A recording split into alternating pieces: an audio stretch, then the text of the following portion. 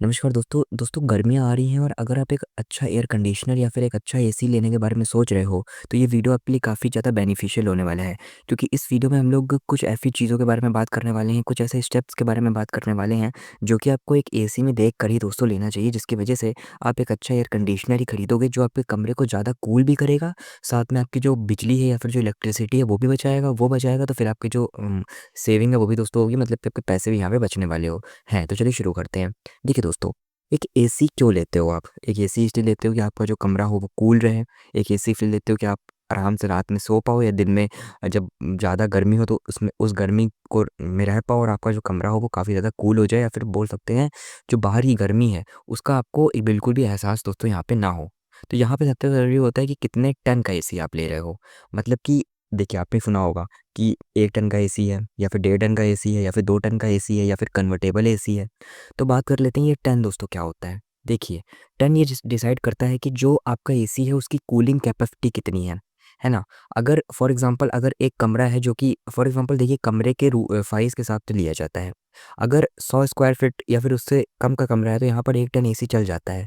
मगर अगर आपका जो कमरा है वो 120 स्क्वायर फीट या फिर 150 स्क्वायर फीट या फिर 170 स्क्वायर फीट तक चला जाता है, तो यहाँ पे आपको 1.5 टन मतलब कि 1.5 टन का एसी लेना हो जाता है दोस्तों। दोस्तों कई बार क्या होता है जो रेटिंग लिखी होती है इस एसी पे 5 स्टार रेटिंग लिखी होती है, फिर 4 स्टार या फिर 3 स्टार रेटिंग लिखी होती है, उसके नीचे डिटेल्स लिखी होती है। तो वहाँ पे लिखा होता है जो कूलिंग कैपेसिटी है वो 4500 है या फिर बोल सकते हैं 5400 है। तो देखिए, आपको एक चीज़ ध्यान रखनी है कि 1.5 टन का एसी तो ठीक है, लिखा हुआ है बड़ा-बड़ा कि 1.5 टन का एसी है। मगर यहाँ पे आपको ये चीज़ भी चेक कर लेनी हो जाती है कि जो स्टिकर लगा हुआ है, उस स्टिकर में डिटेल पड़ी है और वहाँ पे जो कूलिंग कैपेसिटी उसके आगे लिखा होना चाहिए 5840। 5840 अगर लिखा हुआ है दोस्तों, इतनी वॉट अगर कूलिंग कैपेसिटी है उसकी, तो वो 1.5 टन मतलब कि पूरे तरीके से 1.5 टन का एसी है। मगर अगर 5840 पे बिल्कुल भी कम है, मतलब कि 5,000 है या फिर 45,100 है या फिर 4800 वॉट की कूलिंग कैपेसिटी है दोस्तों, तो वो जो एसी है वो 1.5 टन से कम का है। लेकिन बस वो है कि वो 1.3 या 1.35 या फिर 1.4 टन का एसी है, तो कंपनी ने वहाँ मेंशन कर दिया 1.5 टन, लेकिन वो ओरिजिनल में 1.5 टन का नहीं है। तो यहाँ पे ये आपको फोकस करना है कि 1.5 टन का एसी हो लेकिन 5840 वॉट की कूलिंग कैपेसिटी वो स्टिकर में, मतलब वो जो डिटेल्स लिखी हुई है वहाँ पे दोस्तों मेंशन होना चाहिए। तो यहाँ पे क्या हो गया कि आपको टन देख लेना है अपने रूम के हिसाब से। फिर उसके बाद दोस्तों आती है स्टार। अब कितने तरीके के स्टार होते हैं? देखिए, 3 स्टार एसीज आते हैं या फिर 5 स्टार एसी आते हैं दोस्तों। अब यहाँ पे डिसाइड ये करना हो जाता है कि आपको एसी का यूज़ कितना करना है। मतलब कि अगर आपको दिन में 6 घंटे चलाना है, 7 घंटे चलाना है, कम चलाना है, तो आप समझ लीजिए कि आपको 3 स्टार एसी आपके लिए सही रहेगा।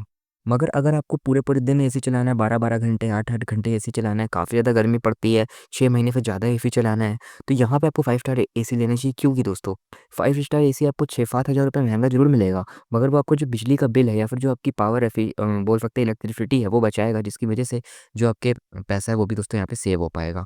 तो ये बात ध्यान दीजिए कि जो आपका एसी है वो 5 स्टार होना चाहिए तब जब आपका यूज़ ज़्यादा है। लेकिन अगर आपका यूज़ कम है तो 3 स्टार एसी भी सही है, क्योंकि उसके बाद अगर आप 5 स्टार एसी खरीद लेते हो और आपका यूज़ कम है, तो जो मनी आप ज़्यादा पैसे लगाओगे एक एसी खरीदने में, वो आप कभी भी रिकवर नहीं कर पाओगे। इसलिए दोस्तों, तो यहाँ पे अगर आपका यूज़ ज़्यादा है तो 5 स्टार एसी लीजिए, अगर आपका यूज़ कम है तो यहाँ पे दोस्तों 3 स्टार एसी लीजिए।